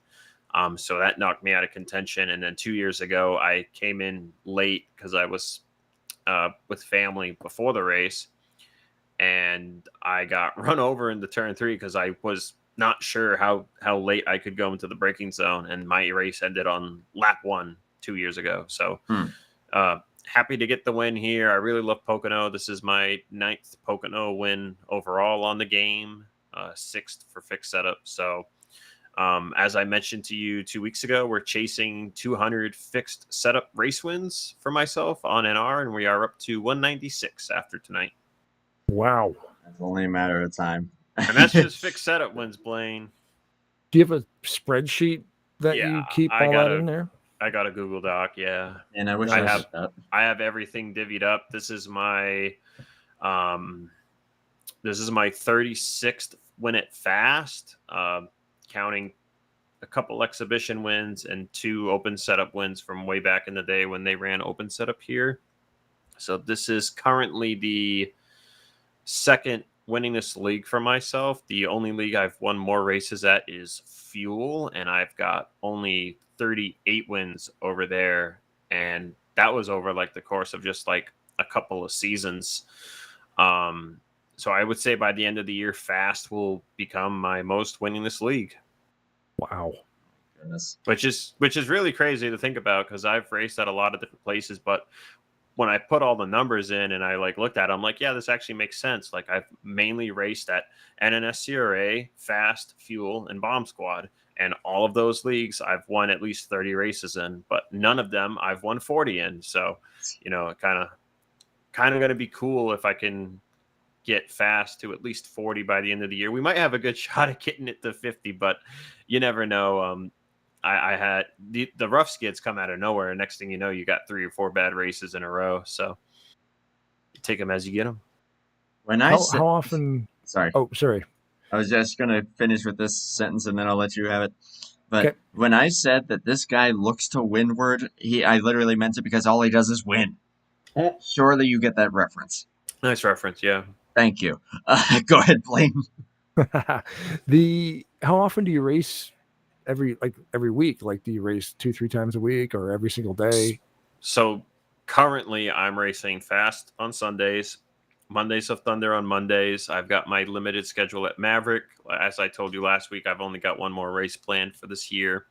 Mm-hmm. And then I've been racing at Bomb Squad again on Wednesdays and Thursdays, but their races are not counting towards the total right now because they're in off-season fun run mode. So those don't count. So it's really just going to be Fast and MOT for the next few months to the end of the year. I was racing a lot last year from May to the end of the year. So last year I was able to win 100 races in a single year, and I will never race that much again. I mean, I am quite literally on the edge of burnout. So well, hopefully this broadcasting stuff will kind of. That's why I wanted to do it with you, That's why I wanted to do it with you starting at the end of last year, because like I don't want to leave completely, but like it'd be nice to broadcast, at least if I don't feel like racing. It's a totally different perspective on it, and I'm sure Blaine probably feels this way as well, since Blaine, obviously, you've done a lot of racing yourself, that when you're able to just sit back and watch it happen, almost as like a fan, kind of. Yeah. That's kind of how I see it whenever I'm doing this, and yeah, it really does just bring a whole different perspective. That sure, you may have some races that you just kind of have to fill in the time, but that rarely seems to be the case, and it really helps me kind of fall back into like, man, I really do kind of want to try this again and actually get out on track. I don't race much anymore, but I still try to make a couple starts here and there. So I hope that the same would apply to you, that just even by watching it happen, you're kind of like, man, it would be cool to be out there. Same would honestly be for both of you. Which, hey, if Tuesday goes well, I'll have this exact same booth right here, both you guys, for Pocono Hobo. So looking forward to that one. But I guess I'll just conclude with that thought for you, and then I'll let you have your closing thoughts. But has that maybe helped you a little bit, being able to do these broadcasts, kind of help you see like, man, this is kind of cool being on this side of things, and maybe give you the itch a little bit more? Did that make any sense? Is that for me or Blaine? That's for you.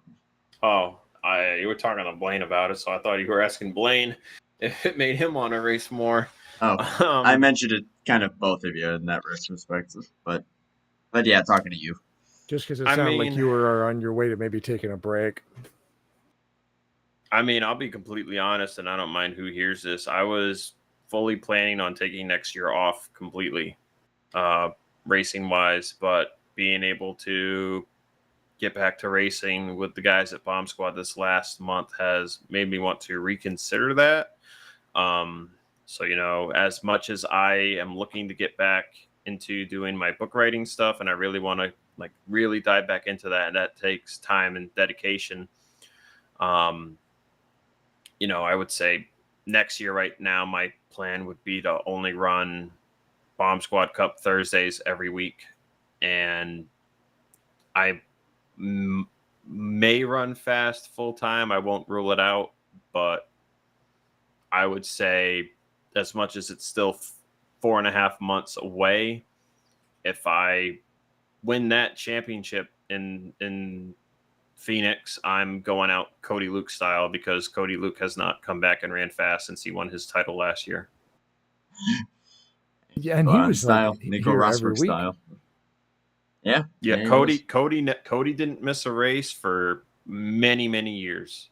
Mm-hmm. That was his like stat that he was very prideful for, was he had not missed a race for like 4 however many years. So that's impressive. But yeah, I mean, long.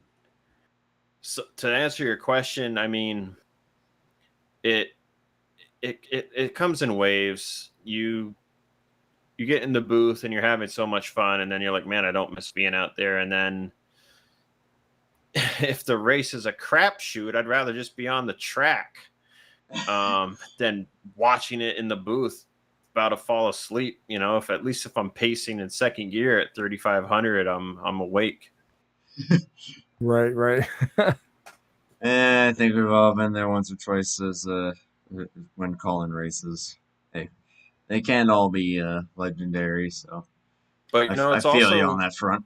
It's also an interesting perspective, because you know, I've made a lot of mistakes over the years, but I've always just deeply cared and been passionate about the game, and like, there have been new people that have come in the last year or so, and I've helped them get better, even though they're more rooted in iRacing. But you know, some of those racing tips still help out, like patience and whatnot. And then I've done some track release videos for Area 23 for Randall. I've been able to help out with some of the racing product, and I really enjoy doing it. But I've started to get a little more loose with you know, I don't really care if someone might have a problem with something, and Blaine knows all about that. You know, nothing like indirectly shouting somebody out without having to drop their name on a broadcast post interview. So I like being able to be a little more carefree, because at this point I kind of think of my time in the community as like high school almost, not like that we didn't really give a damn in high school, but like I've been in this community almost as long as I was in school. Like I'm hitting 10 years this November. So, you know, one more year's 11 and then the next year's 12. And it's like, well, like, do I really see myself doing NR for much longer if I don't take a break here at some point? And if you hit the break, do you see yourself even wanting to come back and do it? You know, so it's all the perspectives are interesting to look at, but you don't really know it until you get into it. And the last time I took a long break was from winter 2020 to summer 2021, and that was a 6 or 7 month break. Damn. Yeah, I mean, I've taken years off. That's the thing too. You just get away from it and find something else, but it's always there if you want to come back. Right, and then there's another thing I'll just get into quickly. I've seen people take many years off, and there's just that little or big piece of muscle memory that they're just not able to recover, because you get to a certain point where your reflexes have started to wane. And unless you really put the work in, you can't get that muscle memory back. I've been fortunate enough, since I'm not even 30 yet, the 2 times I took 6-7 month breaks, I had my muscle memory mostly back within like a week or 2 of racing. And then within like 3 months, I was back on my A game. This past winter, I took the 3 months off, and it took like not even 2 or 3 races on like non-drafting tracks, and I was back in my mojo. So as much as I want to take a year off or so, I am a little afraid of losing that muscle memory and not being able to get back to the level. But I don't think it is something I should be concerned about, because the community seems to be getting smaller than it does bigger these days. So I don't think performance is something I should be concerned about. Bottom line is just having a good time with it. And I mean, I feel you. Yep, you want to stay loose, you want to stay on your A game, but ultimately, you just gotta have fun with it. Once you're not, then yeah, you don't want to force it, because then it'll just get worse. I've been there once or twice. So. But hey, I'm hoping that soon enough I'll be able to join you on the racetrack here at some point. But it's awesome having you in the booth, and I'm hoping that we can keep that going for a good we're while. running Atlanta CTS Super Speedway style next week. So if you want to race, find a number you can run, since both of your mains are taken. I think 86 might be open. I'm not quite sure, but yeah, maybe. I don't know. I'll have to take a look at that. But I'll look into that, see what I can do. For right now, though, I'm going to go ahead and wrap it up here in a moment. But of course, since you're the one being interviewed here, you are welcome to closing thoughts and shoutouts if you wish. Right on. Yeah. First, I got to thank you for doing this. You know, it feels good to give back to you, even though as much as I've been your partner these first half of the year, a little bit of last year, you know, it feels good to get back to you, get you out here at Fast again. I know you used to do it a little bit back in the day. So I got to thank you. And of course, thank Blaine for coming out to join you, so you're not alone. That is one thing that can seem to be a struggle for some of us broadcasters, is getting somebody to be a co-host and help you be able to take that breath and it not just be dead air. So thanks to Blaine for coming out and joining you. Got to thank Randall for putting on the league and letting me drive for his team, and you know, continuing the Revolution Motorsports dominance here on the season. You know, all but 3 race wins for the team over the year, and can continue to keep them winning, and hopefully, if not me, one of us gets the championship at the end of the season. Got to thank my painter, Cody Lamas, for the beautiful paint scheme. I'm not running this black car too much anymore, because Liquid Death technically changed it from just being a generic black tea flavor to being a sweet tea flavor. So this is technically like a dead flavor paint scheme, but I still like running it on the Looks awesome. the day races because it's personally like the best. Like the black with the yellow goldish color is just great. So happy to get another win in it. Rest in peace, Grim Leafer. That was the flavor. So they replaced it with Sweet Reaper. So I was thinking about having Cody update it, but then I was like, you know what? I would never drink sweet tea, so don't even bother. So that's why we brought out it was going to just be the black and the red cars, but we brought out a dark blue and a green because I like those two flavors the most. The Dead Billionaire and the Green Guillotine. Those are my favorites. But I've been drinking the sparkling water more, so I got to get some sparkling water cars done. But that'll probably be for next year or something. But thanks to Cody on the paint schemes. He's probably dreading that if he hears it. If he actually listens to this, which I don't think he will, but if he actually does, he'll probably be dreading it. Like, oh no, 5 more paint schemes to do next year. Of course, thanks, Zach. But he's great. And yeah, just got to thank Josh, being a good teammate, gave me a little draft help to get by Tate there on that one stint. Really was hard to get by him. Man, the inside was not fun to be on underneath somebody here. But we'll go get him at Atlanta, and if not, no big deal. We've got the Chicago Street Course in 2 weeks. I'm undefeated here through 2 seasons, so we'll be running the Red, White, and Blue Bass Pro Shop scheme for the Chicago race, and after what happened at Charlotte, we still need to get it a win. So hopefully we can get a win in the Bass Pro car, and then we'll just need to find the short track to win at in the Spirit Box car, and every paint scheme will have a race win to go with its name. So yeah, that's all I got.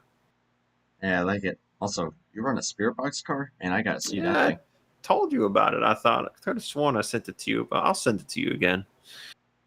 Remember, my memory is that of goldfish on more than one occasion. Squirrel memory, yeah. Okay. Yes, it's like, oh yeah, thanks for showing me that, and then 10 minutes later it'll escape my brain. It is surprising how much information it just kind of flows into your head every day, so it can be easy to forget little things sometimes. Oh yeah. But hey, great win, awesome stuff. Looking forward to getting to call Pocono with you on Tuesday, my man. Right on.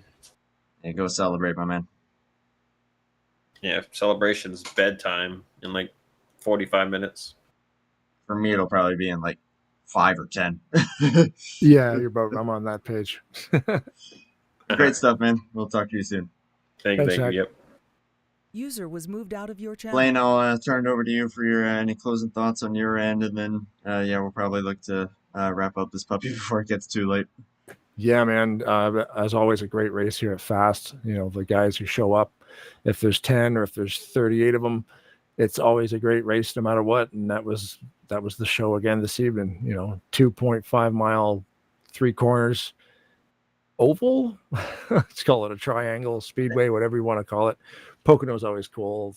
People don't like it, but I always think it makes for some great racing. So, yeah, man, all over the track was fantastic. And thanks again for the invite to sit in the co-host seat. It's always neat to kind of do the opposite of what I do all the other times. So, yeah, man, thanks for that, and thanks for having me on. Hey, the pleasure is all mine. Looking forward to hopefully having you in the booth along with Zach over at Hobo. If you are up for that, certainly we'll keep posted.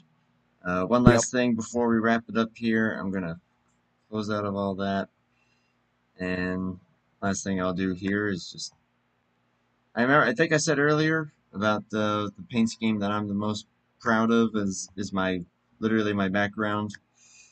Well, there it is. I am very, very proud of this thing. There's always a delay here. Give me a sec. Oh yeah, you're good. I'm getting there. It just changed to a black screen. Slowly closing out of everything when I was doing that. But we'll let you. I'll let you. Oh, there it is.